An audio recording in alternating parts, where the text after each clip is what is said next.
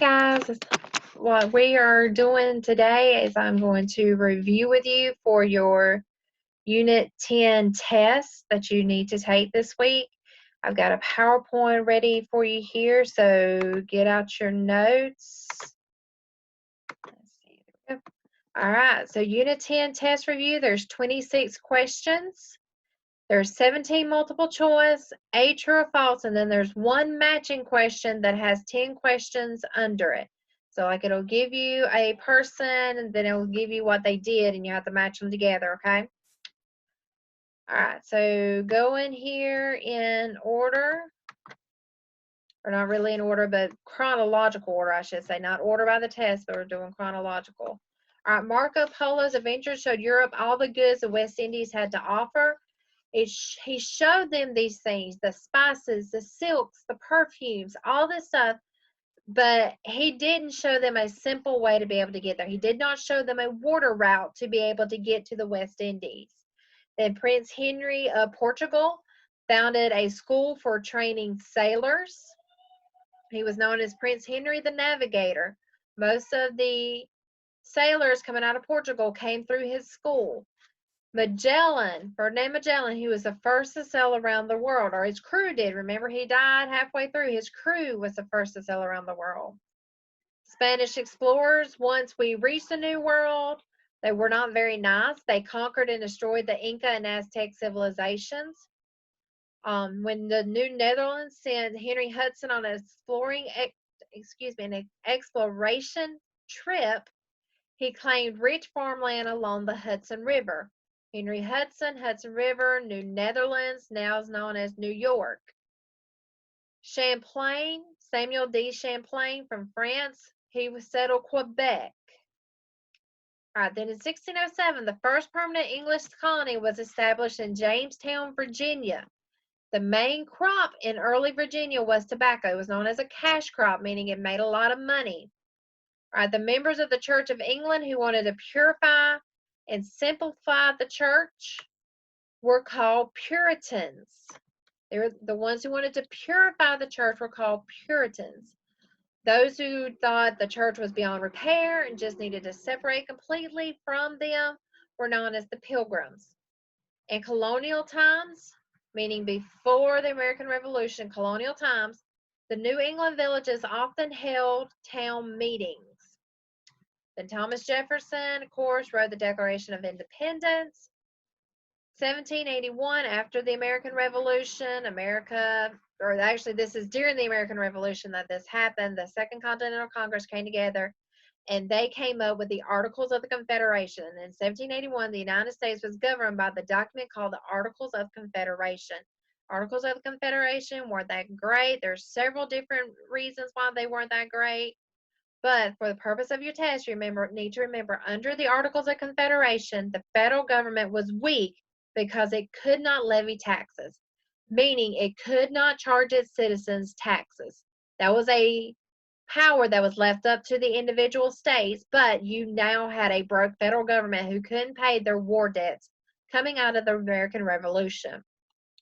All right, so then as they realized the Articles of Confederation was horrible, had issues, they needed to come up with something different. So then we go into the Constitutional Convention, and part of that was the Connecticut Plan, was a compromise that satisfies the states regarding representation in Congress.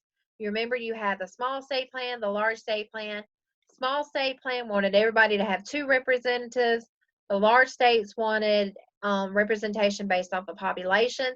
So the Connecticut Plan brought those together. You now have the large, you had the Senate that has 2 representatives per state. Then you have the House of Representatives, that representation is based off of the state's population.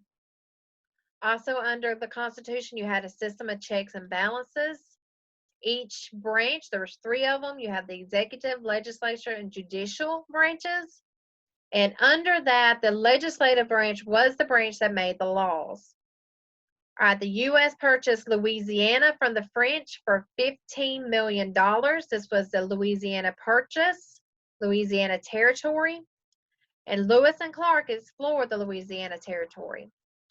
All right, then you had President Monroe. He came up with the Monroe Doctrine, and the U.S. forbade any European nation from interfering in Western Hemisphere affairs in the document known as the Monroe Doctrine, meaning you stay over there, we'll stay over here. Don't mess with us, we won't mess with you. We're all fine.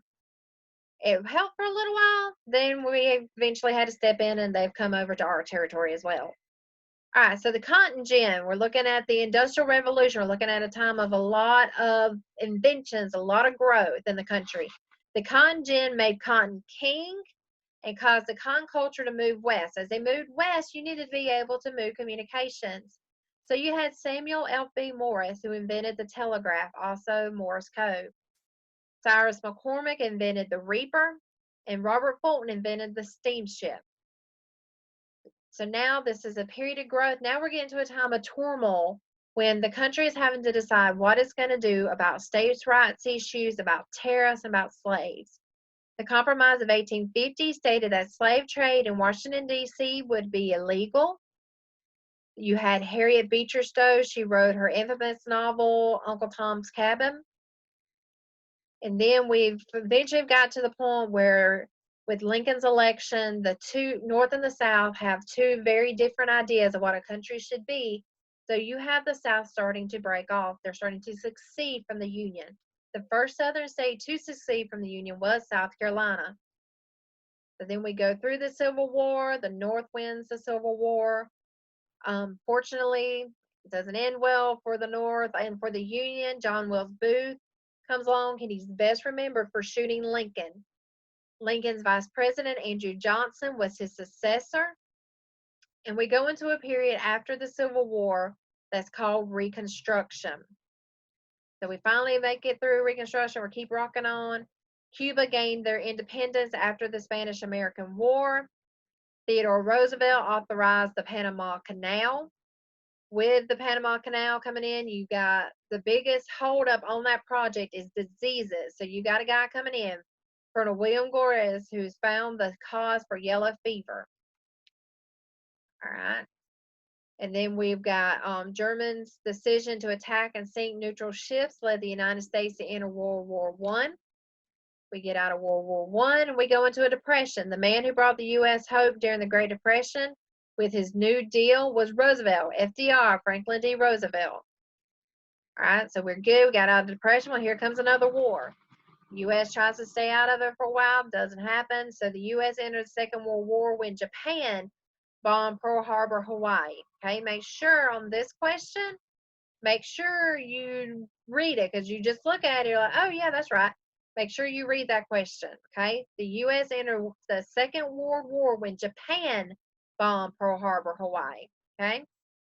All right, and then the peace organization formed after the Second World War was the United Nations. So that pretty much brings us to current times for the best part. So this is your test. Again, we've got 26 questions, 17 multiple choice, 8 true or false, and then 1 matching question that's got 10 questions under it. So if you have any questions, feel free to send me a message on Ignitia or to give me a text, and I'll get back with you. If you, sorry, let me get back over here to this. Oh, there we go. Stop sharing. Okay. All right. Sorry about that. So if you have already taken your test and you are not happy with the grades, I've looked at some aren't the greatest. So if you have watched this video and you've already taken your test and you want to go back and redo your test, send me a message and I will reassign it for you, okay? And then you can go back and you can retake your test. All right, if you got any questions, just give me a call. If not, I'll see y'all later. Thanks, guys.